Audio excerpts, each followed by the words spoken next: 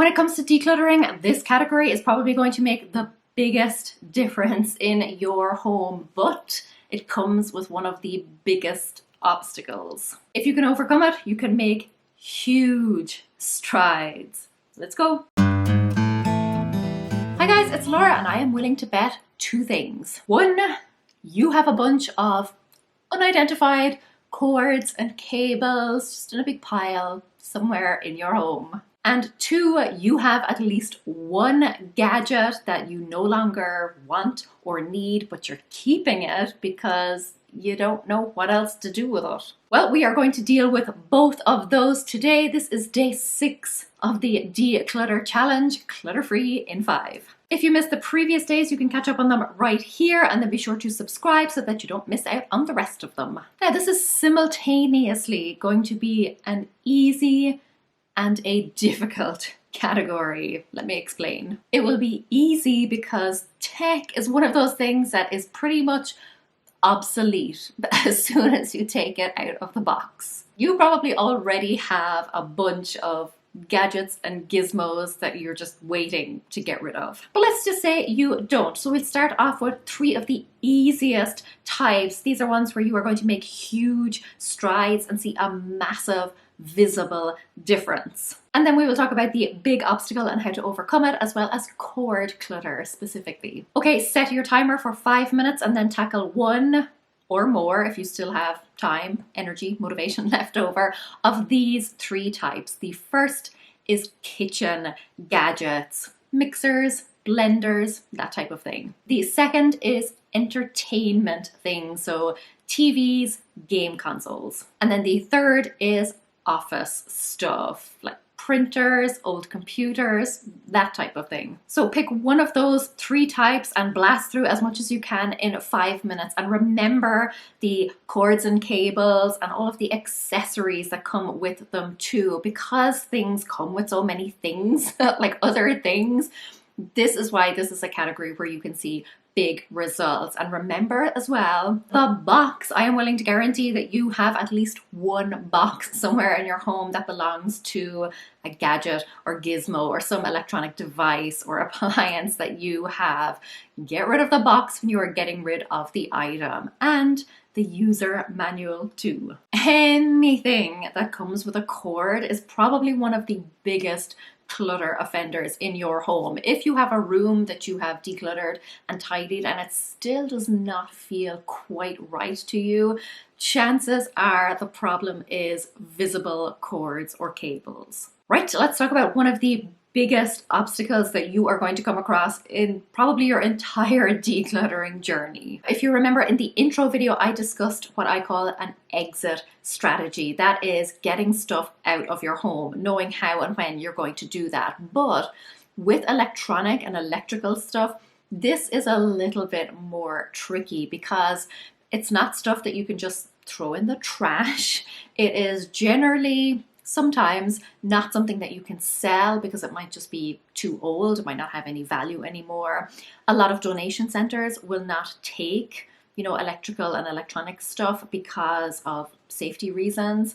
And it's not something that you can just leave out with your regular recycling. So once you have got your items all decluttered and ready to leave your home, I want you to take a minute or two and just look up where your local electrical recycling center is. You can, Google it, you can call a friend, you can call your local authority. There are even services who will come to your home and pick it up for you and take it away, obviously for a fee, but that may be an option for you. I will link some resources below that may be able to help you out, but this can only take a few minutes. And once you find out where it is or how to get rid of that stuff, it is just going to relieve so much of that pressure, because electronics is one of those things that I find tends to stick around because people don't know what to do with it. Once you find out where that center is, or once you find a company who will take that stuff away for you, it will never be a problem for you again. Okay, cord clutter. Let's move on to this one. Like I said, you probably have a drawer or a box or somewhere where you have a whole heap of cables. If you have them shoved in a drawer or a box and you have not used them in a while, just get rid of them. If they're not currently attached to something, or they're not like regularly attached to something, you know, like your phone charger or something like that, you're just not using it.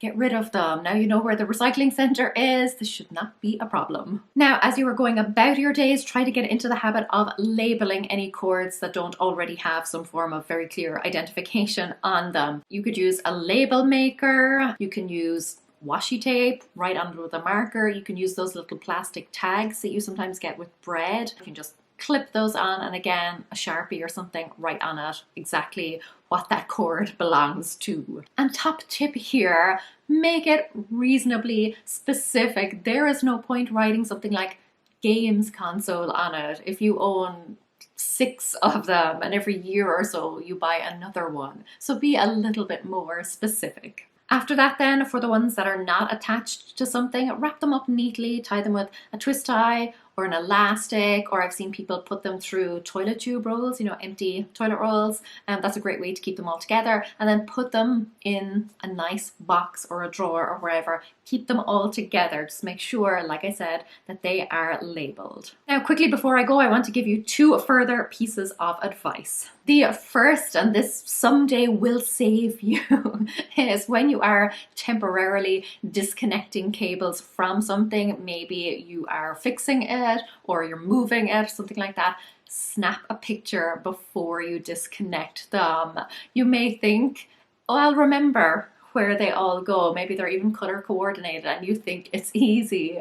And 9 times out of 10, probably you will have no problems getting everything back in. But for the split second it takes you to snap a picture, and then the other split second it takes you to delete that picture after everything has been reconnected properly and you're sure that it's all working, it's just worth it, because 1 time out of 10 something will not quite go back the way that you thought it should, and then you will be very glad that you have an actual picture reference. And 2 then is to write down the make and model of your devices and appliances, and also the serial number or any other important information. That way, if something happens and you need to contact the company or you need to deal with insurance, you already have that information in a list somewhere, preferably on your phone, somewhere you can pull it up really easily. I do not know how many times I had to call someone and they will ask me the make and model of something, and I'll be on the other end of the phone saying,